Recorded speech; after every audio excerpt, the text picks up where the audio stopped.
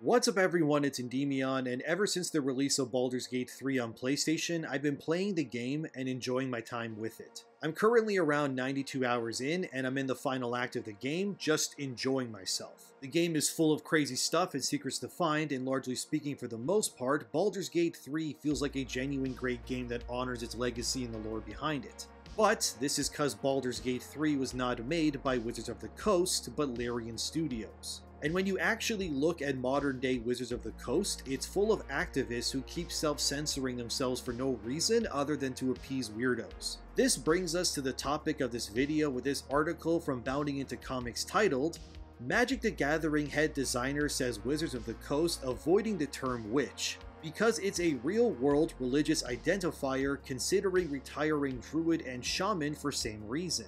In the latest of moronic decisions made by Wizards of the Coast, who owns the Dungeons & Dragons IP, which is of course what Baldur's Gate is based on, their head designer Mark Rosewater has announced Wizards will be retiring the concept of witches within their franchises, because witches is now an offensive term apparently. The reason being is that witches are considered a religious identifier, and therefore making a class based on a religion is not okay in the year 2023.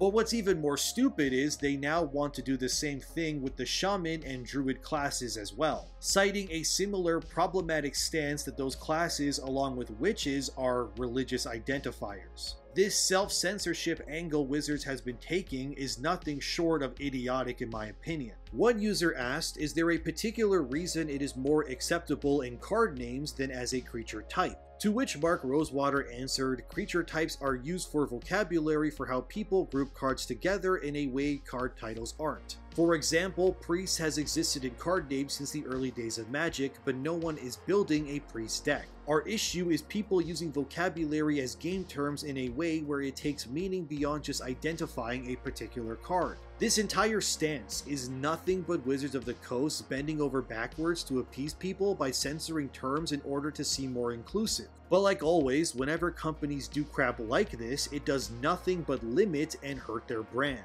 Because, let's be honest, the people who would get offended by terms like witches, druids, or shamans are likely not even people who are going to buy your product anyway. You're simply appeasing people who champion nonsense for no reason other than to say they champion stuff to sound virtuous. Never in all of my life have I looked at any witch in any game and thought, yes, this is offensive. Not to mention in Baldur's Gate 3, you can even fight stuff like witch hags. But I wonder if the term hag is now problematic to Wizards too, since, you know, old ladies exist in the real world. One user shared their distaste of Wizards bending the knee for no reason by saying, please don't phase out druids. I've always enjoyed seeing local Celtic culture history represented, and unlike witches, they're not a sinister depiction. If Magic can handle exaggerated fantasy clerics, angels, and demons, I think we deserve druids alongside them. Christian symbols have already crowded out pagan alternatives in too many places. And what this user is saying is correct. All Wizards of the Coast is doing by censoring these terms is limiting the inspirations and world building of their franchises. It's stupid how witches is considered offensive, yet angels and demons are totally fine. When, by this same logic, having angels be available in Magic or D&D should be just as problematic to, say, a Christian person as it would be for someone who performs witchcraft when it comes to witches. The truth is that none of this shit is actually a problem,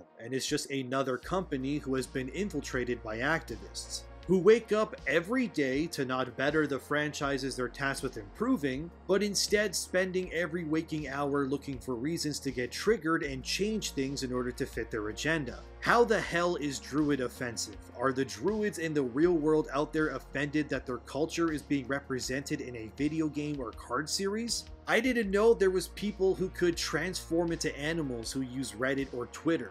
And before you say a furry is basically a druid, shame on you. Druids are not furries. Furries are just weirdos. Shaman as well is stupid, since I doubt some African shaman guy who lives in some uncontacted tribe in the middle of Africa probably doesn't care or is even aware that the word shaman is being used in a billion-dollar franchise. I would wager African shamans who live by the old ways don't exactly have access to an internet connection. And if they did, they probably couldn't care less anyway. This is like how last year Wizards removed the race called Hadazi, since based on their lore, they're a race of apes who were captured by a powerful wizard and experimented on until they evolved past their primitive ways.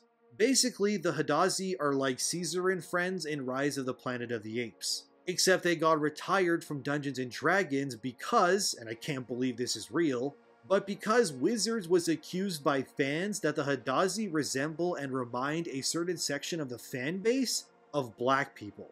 This shit is insane, and honestly says more about that vocal group of fans than anyone else. If you look at an altered ape in a fantasy series and see nothing more than an ape, but go as far as to say, wait a minute, these are black people, aren't they? You're not only a tiny bit racist, but you're an idiot too. This is like when YouTube channel Overly Sarcastic Productions alluded to King Kong being an allegory for the imprisonment of black people.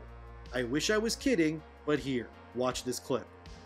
Of King Kong, there's think pieces about various ways it can be interpreted, but I don't think it's exactly controversial to suggest that a movie made in the 30s about a giant savage ape who is captured by white men, transported across the ocean in chains, and then abducts a white woman could possibly have some racial coding involved. And for the sake of my comment section, please do not try to defend the political sensitivity of a movie made in 1933. Can we just accept that the giant ape is probably racist? This is what I mean when activists look for reasons to get offended by weird shit like this. Because never in my 31 years on this godforsaken planet have I looked at King Kong and thought to myself, I don't know, I feel like this is racist somehow. Kong is definitely a black person, and not a gigantic ape and about the dangers of animal abuse and imprisonment. How you can look at King Kong and your first thought is that he's a black person is just, oof. It completely misses the point. After all, Godzilla is a metaphor for the atom bomb and the destruction of Hiroshima. But if Wizards of the Coast looked at Godzilla, they'd probably think somehow Godzilla was a metaphor for black people too. The fact Wizards, or this YouTuber who I never heard of until this very moment, look at concepts like druid shamans or King Kong, and immediately connect it to the most profane and genuinely insane of examples has got to be a new form of mental illness we're witnessing. There's nothing problematic about King Kong. Unless you yourself are a massive 20-story tall ape who somehow also understands human language and uses the internet. But I wager anyone watching this does not fit into that box, and if you are a massive ape living on Skull Island watching this video, please email me with proof, because that would be hilarious and low-key terrifying. But this is what we're dealing with. We have these companies and activists seeing everything through a racist lens, and somehow coming to the conclusion that they are actually helping the world instead of limiting and ruining it. It's sort of how websites like Wired and Wizards of the Coast saw the races of Drow and Orc as problematic too, and went as far as to allude orcs to being fantasy versions of black or Mongol people, which is crazy to me.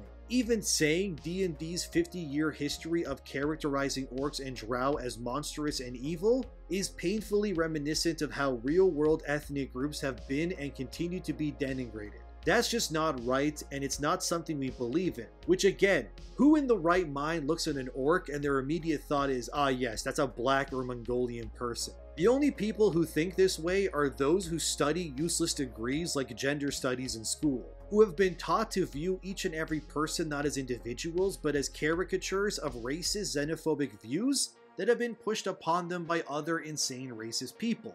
I have never looked at an orc or drow and went, ah yes, they are fantasy black people. When I look at an orc, I see an orc. Because nobody in real life looks anything like an orc, because nobody has two massive teeth on their lower jawline that shoot up like that. And again, if you do, email me, because if you do, that's crazy shit, dude. I totally want to see it. But erasing these concepts and saying stuff like fantasy racism is bad is just removing all the nuance and uniqueness of these properties. Thankfully, Baldur's Gate 3 still has plenty of fantasy racism in it, and I don't say that to be championing racism. But video games have always been a solid medium to explore the concepts of racism and allowing players to understand why the concept is insane and bad and totally not okay. But by removing these concepts from D&D or games or movies, all you're doing is sanitizing everything to a point where all the edges have been completely sanded off.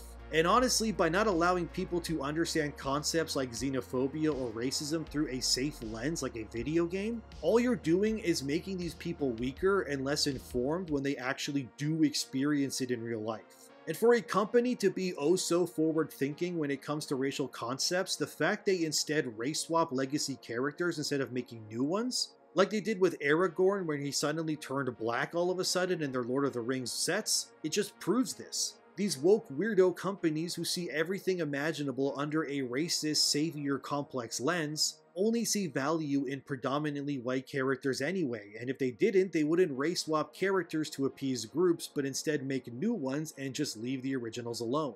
But they don't do that clearly, and instead you're left with a company who's erasing and censoring everything that is unique or interesting about their worlds to appease people who won't even buy their products anyways. Witches are not problematic, and if anyone out there gets mad, for example, if someone dresses like a witch for Halloween but doesn't practice witchcraft, you're insane to me.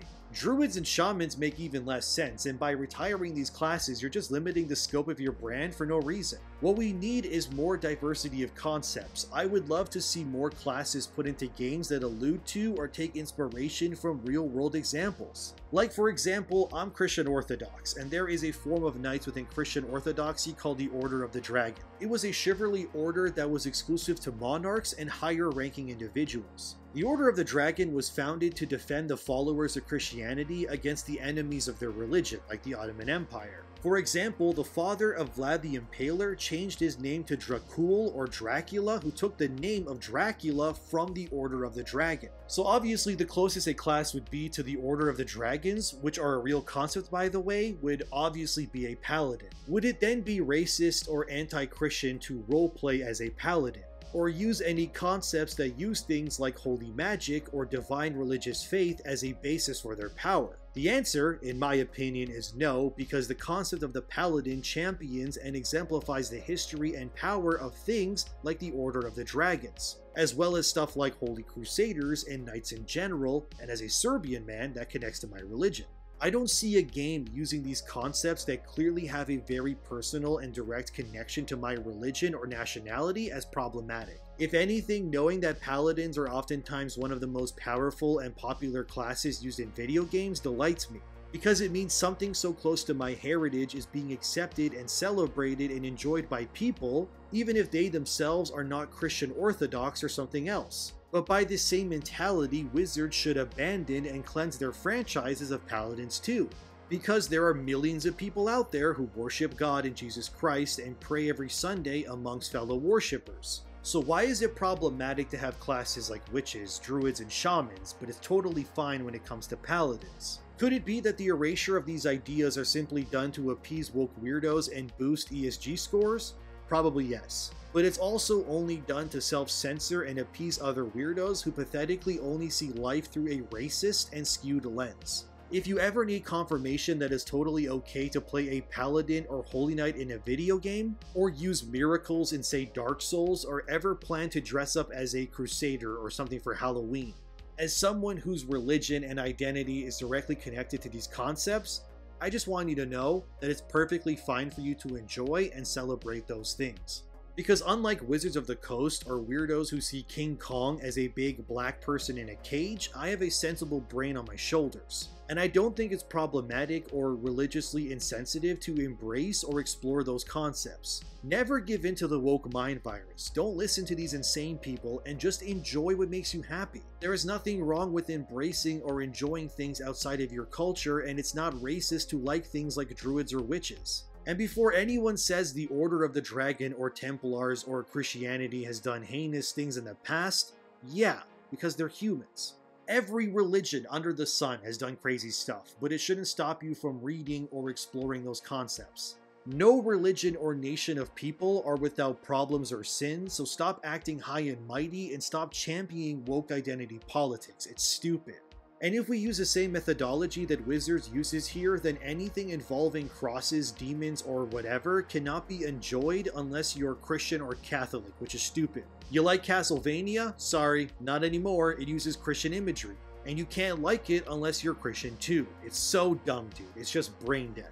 The only people who will say otherwise are weirdo, insane people who hate you and have been brainwashed to think that way. So, thank you for watching everyone, and enjoy things in entertainment, and if some woke idiot gets mad at you, just laugh in their face and move on. Because the only thing that'll piss these idiots off more than anything is if we reject their ideas and continue going on regardless. Have a great day, subscribe for more nonsense in the future, like the video, and use my G Fuel code which is in the comment or description if you want to support the channel. Thank you for watching as always, and I'll see you in the next one.